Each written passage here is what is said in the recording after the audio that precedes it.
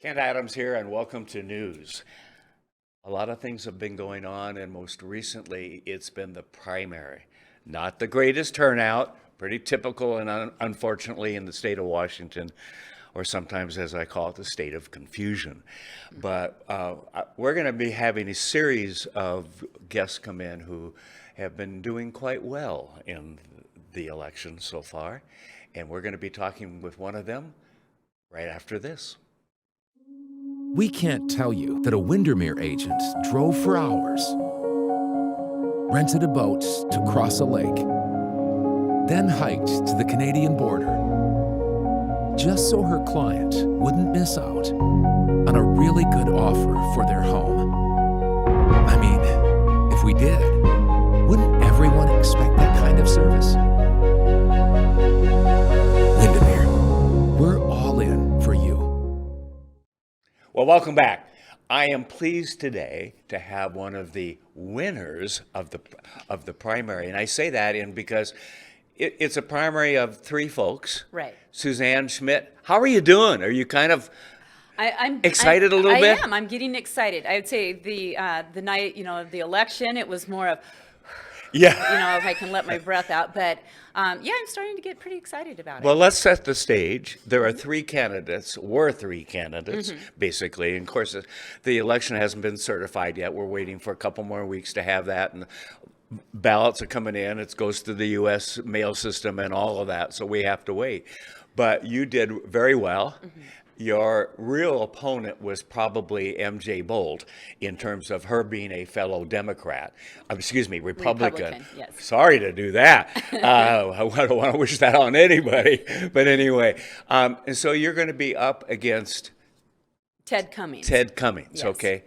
And if I remember right, he's run for everything since I've been here in Spokane, almost, right? Yeah, he has. Either in 18 or 20, I think it must have been 18, he ran against Matt Shea. Okay. And then I know in 20, he ran against Josh Kearns. So. Oh, okay. Yeah. Formidable opponents both times, okay? Yes. Yes. Let's just take a step back. This is your first time to run for office. Yes. What made you want to do this? You crazy person, I you know. Yes. You know what I mean. It was really going back to 2020 during the pandemic. Yes. Just seeing how we have a one-man rule basically. We still have the governor we're under emergency order. I think we're at 880 days. And I don't get that. Right, we're 880 days from, I think, something like that. But it was during that time. I was very frustrated with the way that things were going. Yes. And I felt like I had skills and abilities and knowledge and connections and things that if I could get to Olympia, that I might be able to, get some things, changed. Okay. To be able to work across, really work across the aisle so that we can actually get some things moving forward. And, just some of the regulations and the fees and the taxes that were passed were just maddening. And let's remind folks, came from working with contractors and others, so you're working with people from all sides of the political spectrum, but their focus is on getting a job done. Right, okay? Exactly. And doing it right and employing people and all of that.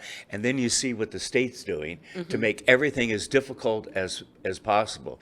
And so I'm hoping that the Democrats, as we move forward, will start to listen to some reason out there.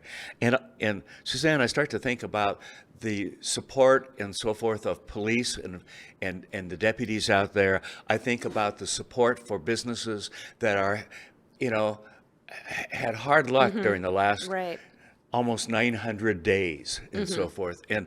And we need some working together. Exactly. It's not about the politician. It's about those that sent them there. Right. And it will be good to see that. Yeah, doing good for our community, Yes. for our state, and really working together to get those things, turned around. Right.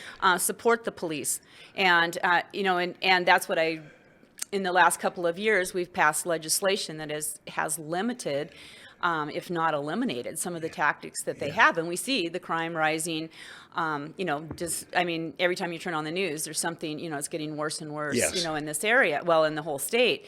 And so those are things that we really need to work together on. We need to have some common sense solutions and bring more people in when we're making those, those determinations or that writing that legislation. Bring in law enforcement, bring in neighborhood, groups, the scope groups, things like that. People that are actually in the trenches and understand who are what is impacted by it, exactly, yes. that are actually impacted by these decisions. Let's bring them in and find out what is going, what are the barriers and how can we work together to eliminate those barriers.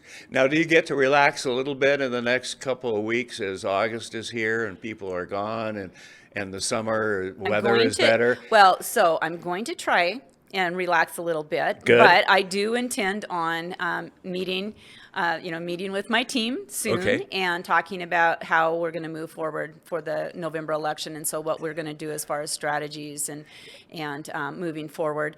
I also plan to really make sure that I'm out in the community and doing things in the the 4th district, that when we have community events, making myself available Right. and making sure that I meet as many people as possible so that they feel like they have that relationship Yes. with me and can make that phone call when something, when something's bothering them or they have something that's boiled to the surface, that they feel that they can call me Right. and talk to me about it. You did a lot of doorbelling, didn't Yes. you? Yeah.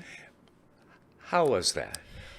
It was actually very very pleasant, very positive. Good. So as you probably know, or anyone that's in this area know, I've had signs all over, and they have my face on the signs. So a lot of people, when I went to their door, would open the door and say, "Oh, I know you. I've seen your signs, all over." And so it was love it. it was very positive. I think people were really willing to open the door, talk to me, let me know what was going on with them, what were the things that were bothering them. And I would say overall the thing that I heard the most was they were not happy with the direction that our state is going. Yes. And they want change. Yes. They want to see us heading in a different direction, a direction where we are doing things to improve communities, improve our state, improve the the living, and getting back to work. I mean, that was something Yeah. that a lot of people had talked about, is there were so many people that were off work for so long, whether it was they were laid off or they chose to be off work. Right, And right. so we really want to see people get back into the workforce and move forward. And especially women. Yes. Because they were most, as I've read it and so forth, most impacted Mm-hmm. from the pandemic, being home and often kids at home and so forth. And so we need to give them all an opportunity to get back to work. Yeah. Yeah, and I think that one of the reasons for that was because of the daycare shortages and Yep.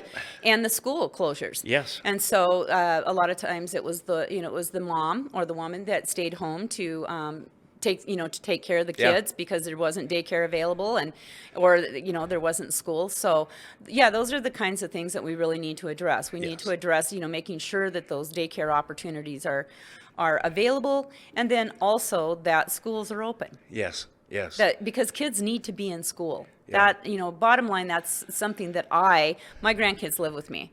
And that's something that I learned firsthand. They need to be in school. They need to be able to interact. The online, they are pretty good students. They did pretty well. They had, But they missed out. Right, they missed did. out on the socialization Yep. and some of the other kinds of things that we all and their older siblings and Mm-hmm. your kids and my kids had and so forth. And I worry about I do that too. generation. I do too. I worry about that You know? because they've been, desocialized. Yes, And so yes. how are they going to get back into the world and socializing yes. and being comfortable around people? Right, Yeah. right, yeah. Lots of things to look at. Well, you'll come back and visit with us? Oh, absolutely, Okay. of course. Best of luck to you. I'm rooting for you. I can't vote for you because you're in that district Well, out in move to the the 4th valley. district. Move to, yeah. I can't move that fast. I know. Yeah. Oh, gee. Anyway, but congratulations Thank you. on Thank you. doing so well for your first race. I think that says a lot about you and your team and the message that you've had out there, and so many people recognizing you. That's great. It is kind of fun though, isn't it? When they, oh, I know you. Yeah. They might not remember the name, but they know you. You know, so congratulations, Well, thank you, Ken. Suzanne. Thank you. I appreciate Good it. to have you here. Yes, thank you. Thanks Thank for you. having me. And see you next time on the news right here.